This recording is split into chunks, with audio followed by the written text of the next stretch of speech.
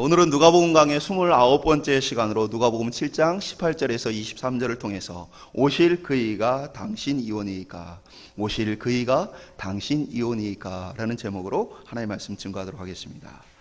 우리가 이제 누가복음 7장을 살펴보고 있는데, 누가복음 7장에 중심된 주제는 예수 그리스도, 예수님은 누구신가 라는 주제를 특별히 다루고 있습니다.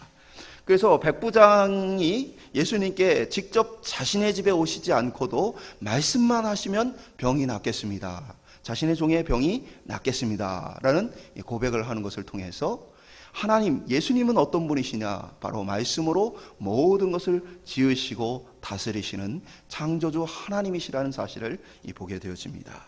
그리고 과부의 아들을 살리신 예수님의 모습을 통해서 죽음을 이기신 예수님, 죄로 인해 죽을 수밖에 없는 인간의 한계를 극복하신, 승리하신 예수님의 모습도 저희가 함께 살펴봤습니다. 이 모든 사역이 예수님이 어떠한 분이신가를 보여주고 나타내는 사역입니다. 그런데 오늘 성경에는 바로 세례 요한이 예수님을 향해 묻는 질문이 있습니다.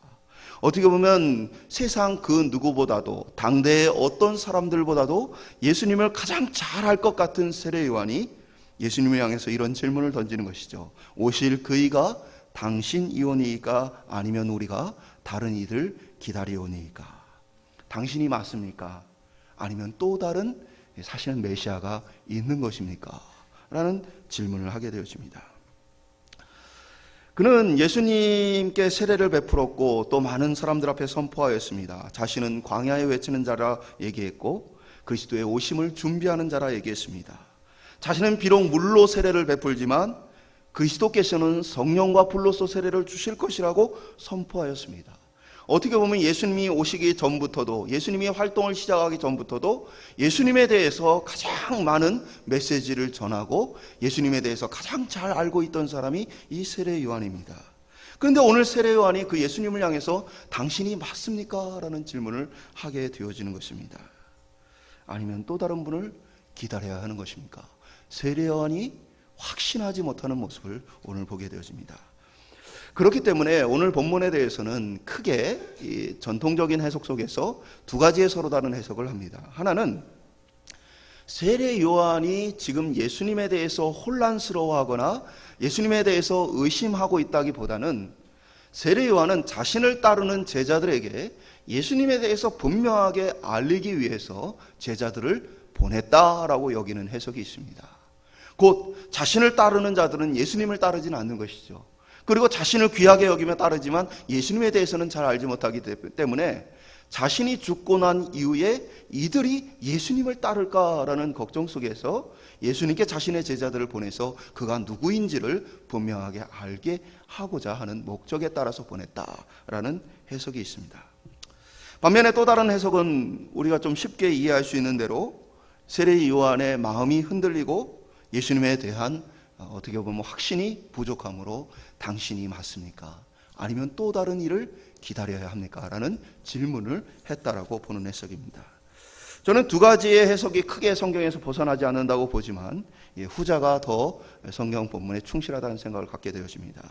왜냐하면 예수님의 제자들, 그리고 세례 요한의 제자들이 서로 섞여 있기도 하고 나눠 있기도 하지만, 만약에 그 세례 요한이 자신의 제자들이 예수님의 제자들처럼 예수님을 따르길 원했다, 그래서 보냈다면 예수님이 행하시는 일과 하시는 말씀 속에 이 제자들을 향한 메시지가 계속해서 나와야 합니다.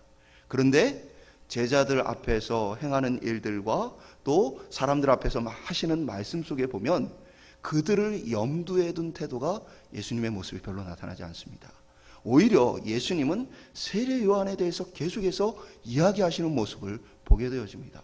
오늘 본문이 끝나고 그 다음부터도 세례 요한이 누구인가에 대한 이야기를 계속하고 있는 모습을 볼 때에 제자들이 믿음이 없을까 봐 세례 요한이 보낸 것이 아니라 세례 요한 자신도 믿음이 흔들리고 고민스러운 것들을 예수님께 묻고자 했다는 것을 우리가 알 수 있습니다.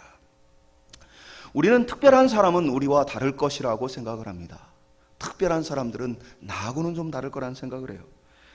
명절을 맞아서 저도 이제 친지들과 함께하는 시간을 가졌는데요. 저희 제수씨께서 이런 이야기를 했어요. 가족들 함께 모여서 대화하는 자리에서 저는 목사님에 대한 환상을 가지고 있는데 아버님 때문에 환상이 깨졌습니다. 아주머니 때문에 환상이 깨졌습니다. 그러니까 저 때문에 목사님은 참 거룩하고 목사님은 참 특별할 거라고 생각을 했는데 같이 있어 보니까 목사님도 우리하고 비슷하구나 라는 생각에서 환상이 깨졌다는 얘기예요. 그러면서 목사님도 농담을 하는구나. 그리고 그 농담도 가족인 우리 남편하고 별로 다르질 않구나. 그 피가 어디를 안 가는구나 라는 얘기를 하는 거예요. 우리는 자꾸만 어떠한 사람들은 우리하고 좀 다를 거라 생각을 해요. 특별히 성경에 나와 있는 위대한 선지자나 대단한 사람들은 우리하고는 다를 거라는 생각을 하게 되어집니다. 그런데 우리가 성경에 나와 있는 그 어떠한 위대한 사람들도 우리와 같다는 생각을 할 때에 우리에겐 두 가지 유익이 있게 되어져요. 반대로 우리가 그들은 특별하고 나하고 다르다 생각하면 두 가지의 유익을 잃어버리게 되어집니다. 하나는 그들 역시도 완전한 사람이 아니라는 사실을 통해서 우리는 위로를 얻게 되어집니다. 또 다른 하나는 우리와 똑같은 그들이 그러한 믿음의 고백을 했다면 나도 그와 같은 믿음의 고백으로 하나님 앞에 나아갈 수 있다는 소망을 갖게 되어지는 거예요.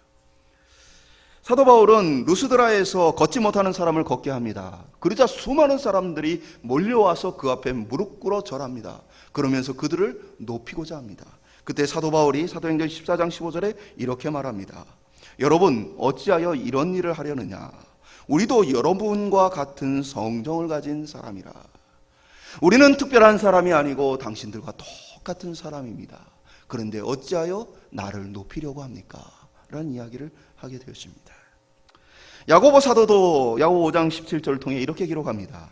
엘리야는 우리와 같은 성정을 가진 사람이로되 그가 비가 오지 않기를 간절히 기도한 즉 3년 6개월 동안 땅에 비가 오지 아니하고. 엘리야와 같은 선지자는 구약에서도 손에 꼽는 선지자입니다. 그런데 야고보 사도가 말하기를 엘리야도 우리와 똑같은 사람이었다라는 이야기를 하고 있는 것입니다. 그들에게도 연약함이 있었고 고민이 있었다라는 사실에 대해서 우리는 이상히 여길 것이 없습니다. 세례 요한이 위대한 사람이고 하나님의 특별한 부름을 받고 보냄받은 사람이지만 그 역시 우리와 똑같은 사람이라는 생각을 할 때에 그도 의심할 수 있고 그도 믿음이 흔들릴 수 있다는 것이 이상할 것이 아니라는 사실입니다. 오히려 우리는 누누이 말씀드리지만 내가 특별한 은사가 있다, 내가 특별한 능력이 있다, 나에게 특별한 어떤 것이 있다라고 주장하는 사람들을 경계하라고 말씀을 드렸습니다. 성경에 어떠한 하나님의 사람, 믿음의 사람도 나는 특별하고 나는 대단하다고 자신을 자랑하지 않았습니다. 그들은 묵묵히 하나님의 사명을 감당하며 섬길 뿐이었습니다. 그러나 오늘날 잘못된 지도자들과 잘못된 사람들이 나타나서 나는 특별하다, 너희들과 다르다, 나는 너희들과 달리 특별한 어떤 능력과 은사를 갖고 있다라고 여기는 많은 사람들을 보게 되었습니다. 그것이 성경적인가? 우리는 살펴볼 필요가 있습니다. 성경은 그렇지 않다. 그들도 우리와 똑같은 성령을 가진 사람이다 라고 말하고 있는 것입니다. 그와 같이 연약한 우리의 모습처럼 세례요한 역시 여러 가지 고민과 갈등했던 모습을 오늘 본문을 통해 보게 되어집니다. 오늘 많은 사람들이 그리스도를 따르다가 의심에 빠지기도 하고 때로는 그리스도의 모습에 실망하기도 합니다. 그들이 생각했던 그리스도와 그들이 기대했던 그리스도가 너무 많이 달라서 낙심하기도 합니다. 오늘 본문을 통해서 그리스도가 누구이신가 다시 한번 살펴보기를 소망합니다. 한번 따라해 보겠습니다. 내 기대와 그리스도는 다를 수 있다. 오늘 본문은 누가복음 7장 18절에 보면 요한의 제자들이 이 모든 일을 그에게 알리니라고 기록합니다. 모든 일을 이제 세례 요한에게 보고를 한 것입니다. 그 예수님이 어떤 일을 했느냐? 온 유대와 사방에 두루 퍼진 이야기. 바로 오늘 본문 바로 앞에 있는 17절의 모습이죠. 바로 예수님의 행한 일입니다. 말씀으로 멀리 떨어져 있는 한 사람의 종을 고치셨다. 찾아가지도 않고 그냥 말씀하셨는데 그가 나았다. 죽어 장례를 치르는 청년을 예수님께서 살려내셨다.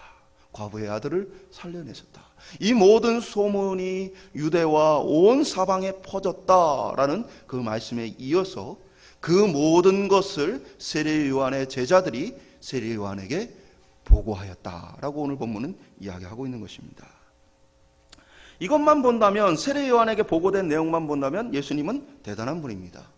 그리고 우리가 지난주 살펴봤던 대로 16절에 보면 모든 주변에 있는 사람들이 이 놀라운 일들을 보면서 예수님은 큰 선지자다, 큰 선지자가 우리에게 다시 하나님께서 보내셨다라고 인정하게 되었습니다.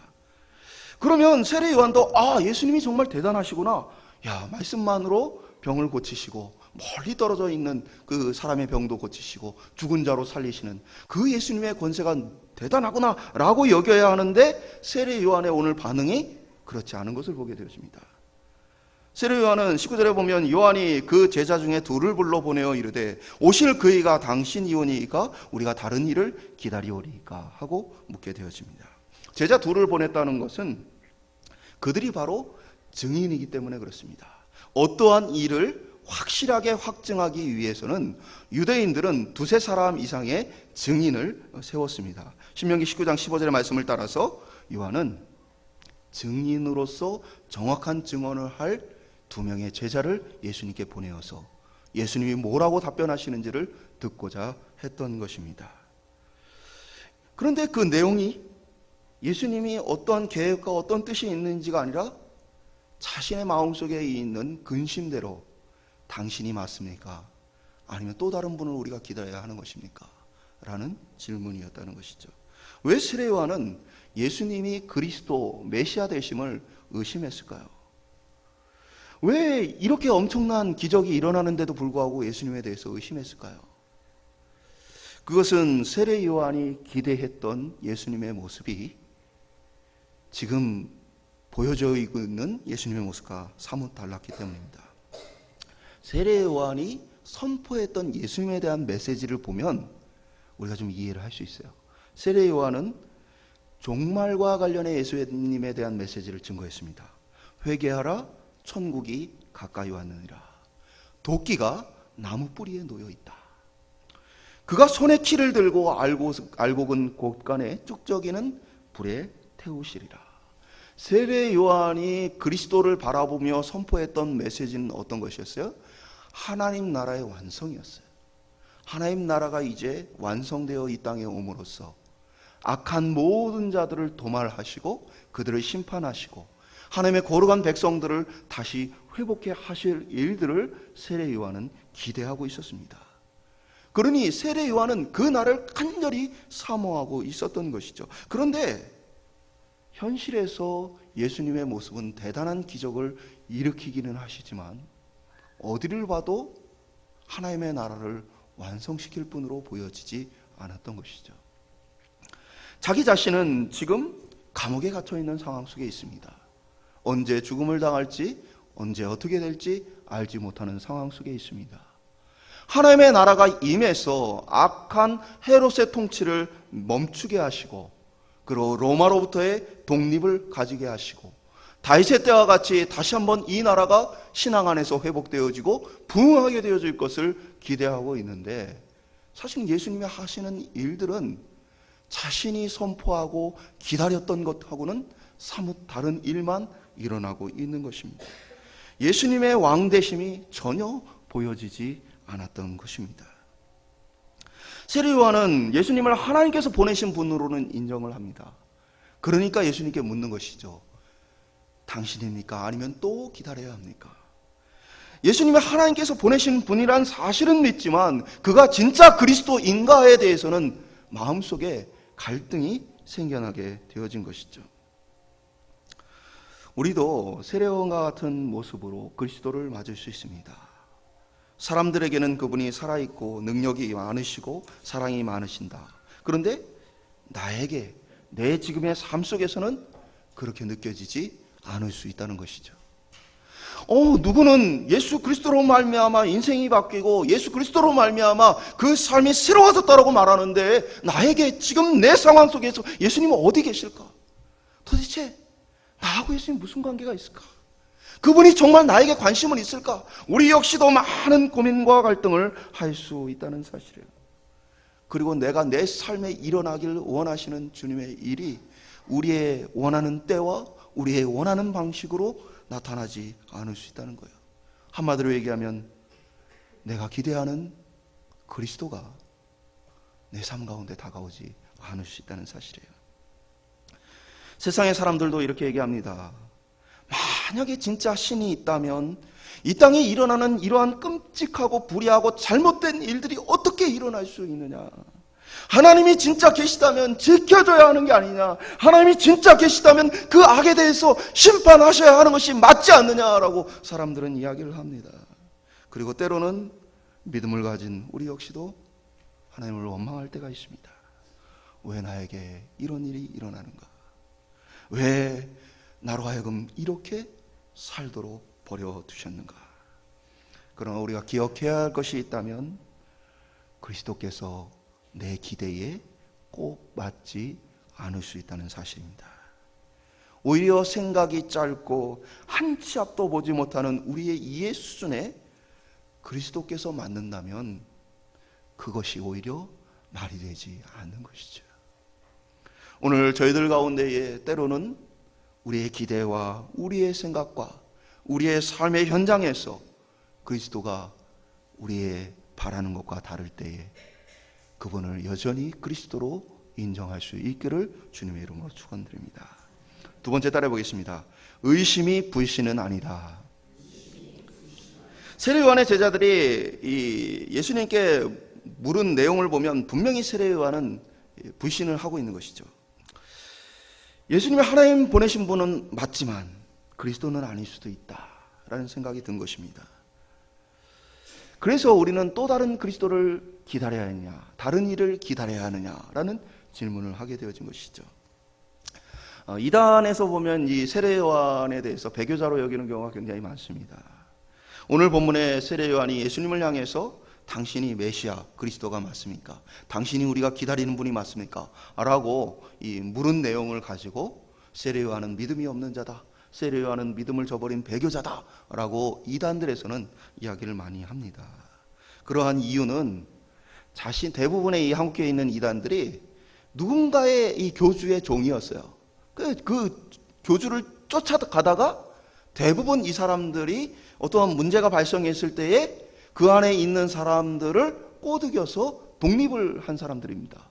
그러다 보니까 자신이 어떠한 사람을 쫓고 따랐던 시기가 있었던 것이죠. 그리고 그 사실을 자신을 따르는 사람들은 다 알고 있습니다.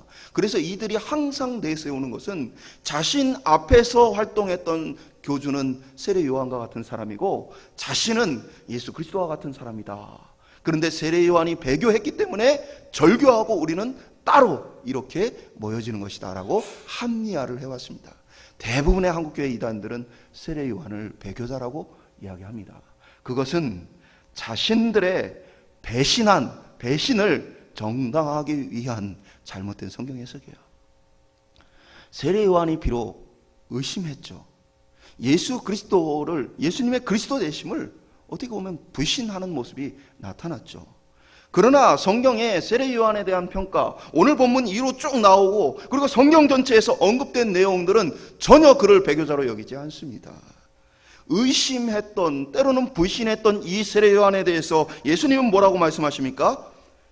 선지자들보다 더 훌륭한 자다라고 얘기를 하십니다. 하나님이 보내신 사자다라고 말씀하십니다. 여자가 낳은 자 중에 요한보다 더 큰 자가 없다라고 오늘 본문 이후에 말씀하시는 모습을 보게 되죠. 한마디로 세례 요한에 대해서 예수님은 부정적인 평가를 하지 않습니다.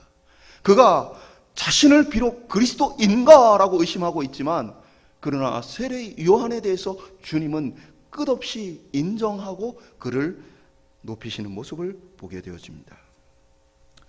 우리에게 먼저 던져야 될 것이 이것이에요. 의심이 불신인가라는 거예요. 의심이 불신인가. 저는 어린 시절 고민이 많았어요. 신앙적인 고민을 많이 했습니다. 겨자씨만한 믿음만 있어도 이 산을 들어 저리로 옮긴다. 어린 마음에 제가 산을 옮기려고 많이 노력을 해봤습니다. 옮겨져라. 내가 예수님을 믿는데 예수님 옮겨주세요 하고 굉장히 노력을 많이 했어요. 옮겨졌을까 안 옮겨졌을까요? 안 옮겨졌어요. 제가 오늘 이 자리에 있어요. 기적이죠. 예수님이 안 옮기셨는데, 예수님 기적을 안 보이셨는데, 당시에는 그럼에도 불구하고 이런 생각이 있어요. 왜 성경이 사실이라고 말하는데 안 될까? 왜 나에게는 이게 안 일어날까? 나에게 믿음이 없어서일까? 만약에 그렇다면 교회의 구성원이란 건 믿음을 통해 그 믿음을 인정한 사람들이 교회의 구성원이 되어지는 겁니다. 그렇다면 교회는 어떻게 해야 돼요? 새로운 사람들이 올 때마다 테스트를 해야 됩니다. 자, 앞산을 옮겨보십시오.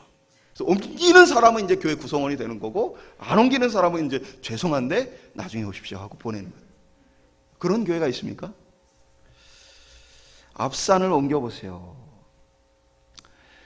어린 마음에 하나님의 말씀을 깊이 있게 깨닫지 못했기 때문에 그게 어떤 의미를 갖고 있고 또 어떤 하나님의 계획과 뜻이 있는지 알 수 없죠. 다만 그 말씀을 가지고 의심해 볼 수 있는 겁니다. 하나님의 말씀이 맞다고 했는데 왜 안 될까? 하나님의 말씀이 이게 진짜라고 얘기했는데 왜 안 통할까? 근심과 걱정과 염려를 하는 것입니다. 그것은 우리에게 당연한 일입니다. 완전한 믿음을 가지 않는 우리가 어떠한 부분에서 의심하고 근심하는 것은 당연한 것입니다. 그것이 맞을까? 진짜 하나님의 말씀이 맞을까? 고민하는 것은 당연한 일입니다. 저도 대학 다니는 동안 이 자유주의 신학이라고 해서 성경이 하나님이 성령으로 기록하신 것이 아니고 그냥 사람들이 지어낸 여러 가지 기록들이다. 그리고 그러한 여러 가지 신화들을 함께 묶어서 설명하는 것이다 라고 주장하는 그러한 가르침들을 대학에서 배웠던 기억이 있습니다. 가르쳤던 분이 굉장히 탁월하고 지식도 뛰어나고 또 굉장히 젊은 나이에 학위도 독일에서 잘 받고 남들이 3년, 2년 걸리는 이 독일어를 배워서 논문을 쓰기까지 과정을 6개월 만에 맞춰버린 분입니다. 그분이 이제 이 강의를 하시다가 종종 그런 얘기를 하셔요. 내가 교회를 갔었는데 어떤 목사님 설교 듣고 예수 믿을 뻔했잖아. 그런 얘기도 하십니다. 이 수업이 진행이 되면 처음에는 학생들이 기독교 학생들이 관심을 많이 가지고 그 수업에 들어가요. 근데 이제 내용을 계속해서 수업을 하다 보면 이게 진짜인 것 같으니 하면서 이거는 여러 가지 편집의 가능성이 있어 하면서 막 얘기를 하다 보면 어느 순간 이제 강의실이 둘로 나뉩니다. 앞자리에서 강의를 열심히 듣는 무리들, 그리고 뒷자리에서 이건 아닌데 그러면서도 이제 수강 포기 신청을 기간을 놓쳐서 어쩔 수 없이 그 자리를 지키고 있는 사람들. 저는 앞이었을까요? 뒤였을까요? 저는 앞자리에 있는 사람이었습니다. 그래서 열심히 들으며 공부하고, 심지어는 교수님이 얼마나 저를 좋게 봤든지 제 답안지를 그 수업 시간에 다 읽어주면서 우리 학생 중에 이런 학생이 있다. 그리고 저를 불러서는 많은 신학교 교수님들과 자기하고 같은 나이 내에 있는 분들을 소개해 줬어요. 그래서 제가 대학 다니는 동안 신학을 전공하지 않았지만 감신대나 여러 신학 교수님들 랩에 가서 같이 교제를 했던 기억이 있습니다.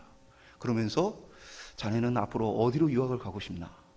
돈이 집에 많나? 라고 물으시더라고요. 돈이 없습니다. 많이 없습니다. 그럼 독일로 가면 되겠네. 나도 돈이 없어서 독일로 갔어. 하면서 추천도 해주셨던 분입니다. 그런데 그 당시에 그러한 가르침 때문에 수많은 의심을 했어요. 이것이 정말 하나님의 말씀일까? 정말 이것이 사람이 기록한 것은 아닐까? 그냥 어떻게 보면 많은 지식들이 이곳에 모여있는 것은 아닐까? 수많은 고민과 갈등을 해가며 내가 앞으로 어떤 공부를 할 것인가라는 고민을 했었습니다. 그런데 오늘 그 고민들이 저를 아주 단단하고 분명한 신앙 고백을 하게 만들었어요.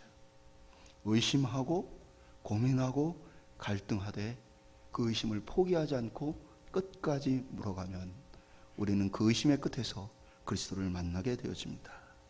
문제는 그리스도인들이 의심하지 않는다는 것에 있습니다. 많은 그리스도인들은 교회 안에서 신앙생활하면서 이게 당연하다라고 들어오면서 지냅니다. 그래서 의심하지 않습니다. 그리고 마치 자신이 믿고 있다라고 생각을 합니다. 사실은 수많은 그리스도인들이 착각하며 살아갑니다. 왜 그렇죠? 내가 하나님의 말씀을 진리로 믿는다면 그것을 따라 살아야 합니다. 그러나 많은 그리스도인들은 교회에서는 하나님의 말씀을 인정하지만 세상에 살아가는 방식에 있어서는 세상의 방법을 선택합니다. 그것은 사실은 하나님을 믿지 않는다는 얘기입니다.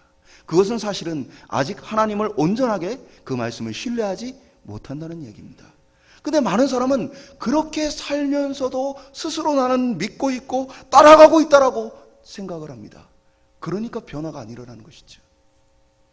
우리는 정당한 우리 자신의 의심을 살펴봐야 합니다. 내가 진짜 믿고 있는가? 내가 진짜 따라가고 있는가? 이중생활이 아니고 온전한 신앙인이 되기 위해서는 사실은 의심과 불신은 우리가 거쳐가야 할 당연한 과정입니다. 다만 포기하지 않고 물어야 합니다. 그냥 적당하게 그런가 보다 하고 넘어갈 것이 아니라 의심이 들고 고민이 되어지면 물어야 합니다. 오늘 우리가 세례 요한을 통해서 바라보는 중요한 관점이 무엇입니까? 예수님께 물었다라는 것입니다. 세례 요한이 감옥에서 그분이 진짜일까? 아닐까? 고민과 갈등이 되어집니다.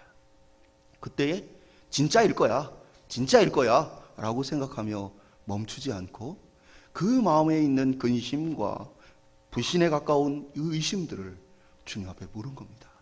당신이 맞습니까? 아니면 또 기다려야 합니까? 우리가 용기 내어서 우리의 믿음 없음을 극복하고 물을 때 비로소 우리의 신앙은 굳건하게 설 수 있는 것입니다. 솔직하게 물을 때 우리는 답을 얻을 수 있는 것입니다. 어느 누구도 교회 안에서 믿음이 작다 책망하는 이가 없고 무엇보다 우리 주님이 세례 요한을 향해서 단 한마디 책망하시는 것이 없습니다. 오히려 그는 누구보다도 훌륭한 선지자이고 하나님 보내신 사자이고 여자가 낳은 자 중에 그보다 큰 사람이 없다라고 말씀하시는 것입니다. 오늘 저와 여러분의 신앙이 그리스도께 묻고 우리의 믿음의 부족함을 부끄러워하지 않고 그리스도를 찾는 신앙인들이 되기를 소망합니다. 그리고 우리의 의심과 불심과 우리의 연약함이 그리스도를 만나서 위대한 신앙 고백으로 바뀌어지는 저희들의 삶이 될 수 있기를 주님의 이름으로 축원드립니다. 마지막으로 따라해 보겠습니다. 실족하지 않는 자에게 복이 있다. 예수님께서는 의심하는 세례 요한에게 답을 주십니다. 7장 21절 22절에 보면 마침 그때에 예수께서 질병과 고통과 및 악귀 들린 자를 많이 고치심에 또 많은 맹인을 보게 하신지라. 예수께서 대답하여 이르시되 너희가 가서 보고 들은 것을 요한에게 알리되 맹인이 보며 못 걷는 사람이 걸으며 나병 환자가 깨끗함을 받으며 귀먹은 사람들이 들으며 죽은 자가 살아나며 가난한 자에게 복음이 전파된다 하라. 이것은 요한이 바랬던 답은 아니죠. 요한이 바랬던 답은 내가 이 세상을 심판하기 위해서 천군과 천사를 준비하고 있다. 그리고 이 악한 헤롯과 그리고 이 로마를 이제 점령할 나의 군대가 준비되고 있다. 지금 수많은 사람들이 나를 따르고 있으며 내가 곧 진격하여 너를 건져낼 것이다. 조금만 참아라, 조금만 견뎌라 라고 말씀하실 것을 그는 기대했을지 모릅니다. 주님의 위로가 필요한 순간이었어요. 감옥에 갇혔지만 아무도 자신을 이해하지 못하고 자신을 건져줄 리가 없는 상황 속에서 주님의 위로와 약속이 절실히 필요했습니다. 그러나 주님 뭐라고 말씀하십니까? 전혀 다른 답을 이야기합니다. 그것은 이사야서의 예언이 성취되고 있음을 주님 말씀하신 것입니다. 이사야 35장에서 35절에서 6절은 그때의 맹인이 눈이 밝은 것이며 못 듣는 사람의 귀가 열릴 것이며 그때의 저는 자가 사슴같이 뛸 것이며 말 못하는 자의 혀는 노래하리니 이는 광야에서 물이 솟겠고 사막에 시내가 흐를 것임이라. 이사야 61장 1절은 주 여호와의 영이 내게 내리셨으므로 이는 여호와께서 내게 기름을 부으사 가난한 자에게 아름다운 소식을 전하게 하려 하심이라. 나를 보내사 마음이 상한 자를 고치며 포로된 자에게 자유를 갇힌 자에게 노임을 선포하며. 곧 그리스도께서 이 땅에 오시면, 메시아가 이 땅에 오시면 일어날 일들에 대해서 이사야가 예언한 그대로 지금 성취되어 가고 있다라는 얘기를 예수님은 하시는 것입니다. 곧 그리스도가 오시면 되어질 그 일은 아무 문제 없이 이루어지고 있다라는 답을 주신 것입니다. 그러면서 주님이 이들에게 하신 말씀이 뭡니까? 나로 말미암아 실족하지 아니하는 자가 복이 있다. 나로 말미암아 실족하지 않은 자가 복이 있다. 실족이란 새나 짐승을 잡기 위해서 만들어 놓은 함정이나 덫을 의미합니다. 모든 사람들이 자신의 어떤 기대 때문에 그 기대의 함정에 빠져서 그리스도를 온전하게 바라보지 못하게 되어지는 것을 이야기하는 거예요. 우리는 우리 모두 가지고 있는 기대를 채워주겠다는 주님을 만나지 못합니다. 스스로의 함정에 빠지지 말라 주님은 오히려 경고하십니다. 변질된 기독교의 특징은 뭡니까? 변질된 기독교의 특징은 당신이 원하는 것을 주님이 들어줄 것입니다라는 거예요. 당신이 열심히 기도하고 당신의 믿음을 가지면 그 일은 이루어질 것입니다라고 이야기하는 것입니다. 이것이 바로 변질된 기독교예요. 그러나 오늘 주님은 세례 요한이 원하는 답을 주시지 않았어요. 내가 너를 곧 건져낼 것이다. 조금만 참아라. 하나님의 나라가 이루어질 거다라고 말씀하시지 않았어요. 주님의 일은 이루어지고 있다. 어찌 보면 지금 감옥에 갇혀 있는 세례 요한에게는 자신과 아무 관계가 없는 것처럼 들릴 수 있습니다. 그러나 주님은 그를 위로하시거나 그에 대해서 그가 듣고자 하는 것들을 주시지 않습니다. 변질된 기독교는 그럼에도 불구하고 내가 바라는 것이 이루어지는 것을 위해 주님이 일하실 것이라고 말합니다. 사실은 이것이 우리의 죄의 본성인 반역인 것이죠. 내가 주인 되고 주님이 종 되는 겁니다. 그래서 내가 바라고 원하는 것을 종인 주님이 도와줘서 이루어지는 거예요. 이것이 바로 기독교의 타락, 세상의 타락, 이 본질을 보여주는 것이죠. 교회 안에 그 죄의 깊은 본성이 들어와 세상의 모든 것들을 가지고 교회를 뒤엎어버린 것입니다. 변질된 기독교예요. 우리는 다시 주님 앞으로 나아가는 거예요. 주님은 주인 되시고 내가 종 되는 것입니다. 주님이 주인 되시고 내가 따르는 것입니다. 그래서 주님이 말씀하신 것처럼 내 기대가 꺾이고 내 소망이 꺾이고 내가 원하는 것이 이루어지지 않아도 주님은 주님 되시고 나는 그저 그 주님을 바라보고 따라갈 뿐이라는 사실입니다. 예수님은 오늘 세례 요한에게 위로를 주지 않았어요. 저는 이해가 되어져요. 뭐냐면요, 믿음이 연약하고 부족한 사람들에게는요, 그 수준에 맞춰서 때로는 위로와 격려와 또 섬김을 통해서 그를 세워가십니다. 믿음이 부족하니까 하나님이 믿음을 주시고자 여러 가지 방편으로 일하셔요. 분명히 그 모습도 있습니다. 그러나 믿음이 충분하게 성장하고 성숙하면 그때에는 하나님이 진짜로 하고 싶은 이야기를 하실 수 있는 것입니다. 실족하지 말아라. 세례 요한아, 네 기대대로 네 뜻대로 안 된다. 그런데 실족하지 말아라 라고 주님은 말씀하실 수 있는 것이죠. 오늘 저와 여러분의 믿음이 자라고 저와 여러분의 신앙이 자라나서 내가 원하는 것을 들어달라고 울부짖는 어린아이가 아니고 주님이 우리를 향해서 실족하지 말아라, 네 뜻대로 안 될 수 있다, 이 말씀을 하실 수 있는, 그 말씀을 들을 수 있는 저와 여러분 될 수 있기를 소망합니다. 말씀을 맺도록 하겠습니다. 저와 여러분의 뜻에 맞는 그리스도를 만들려는 함정에 빠지지 않기를 소망합니다. 우리는 누구나 주님이 내 기도를 잘 들어줬으면 좋겠고 내 문제를 잘 해결했으면 좋겠고 내 삶에 좀 기적이 일어났으면 좋겠다는 생각을 갖게 되어집니다. 그래서 언제나 기도가 때로는 내가 바라고 원하는 것만으로 채워질 때가 많이 있습니다. 주님을 주님으로 여기지 않고 주님을 내 종으로 여기는 인간의 죄의 본성이 우리 속에도 있습니다. 저에게도 주님이 저를 잘 도와주셨으면 좋겠어요. 저에게도 주님이 제발 내가 원하는 것들을 들어줬으면 좋겠어요. 내가 뭐 나쁜 것을 원하는 게 아니고 좋은 것을 원하는데 왜 주님은 내 뜻대로 하지 아니하시는가? 우린 죄의 본성을 가지고 있기 때문에 주님을 향해 계속해서 그러한 때로는 원망과 불평이 나올 수 있어요. 그러나 그 순간마다 우리가 기억해야 할 것이 있습니다. 그리스도께서 주인 되시고 나는 당신의 종입니다. 내 기대와 내 뜻이 중요한 것이 아니고 나의 문제가 생길 만한, 나의 문제를 만들 만한 내 이기적인 기회, 내 이기적인 생각, 그것이 중요한 것이 아니고 나보다 더 나를 잘 아시고 나보다 모든 것을 충만하게 이해하시고 다스리시는 주님의 통치가 옳습니다. 이 믿음의 고백을 가지고 나아가는 것입니다. 오늘 우리 가운데 의심이 들 때마다 묻기를 소망합니다. 의심 들을 때마다 적당하게 덮어버리고 이중적인 삶을 살기보다는 주님, 제가 안 믿어집니다. 주님, 제가 주님을 신뢰할 수가 없습니다. 주님, 제가 주님을 믿고 따라가기에는 아직은 제 삶을 걸 만큼 주님이 내 안에 계시지 않습니다. 그리고 포기하지 않고 묻기를 원합니다. 구하기를 원합니다. 그때 하나님의 놀라운 은혜와 역사가 우리 가운데 나타나서 믿음이 필요하면 믿음을 주실 것이고 인내가 필요하면 인내하게 하실 것이고 우리의 삶을 누구보다 잘 아시는 주님께서 우리의 삶을 믿음으로 구원으로 하나님의 놀라운 복으로 인도해 주실 줄 믿습니다. 오늘 그 주인을 함께 바라보는 저와 여러분 될 수 있기를 주님의 이름으로 축원드립니다.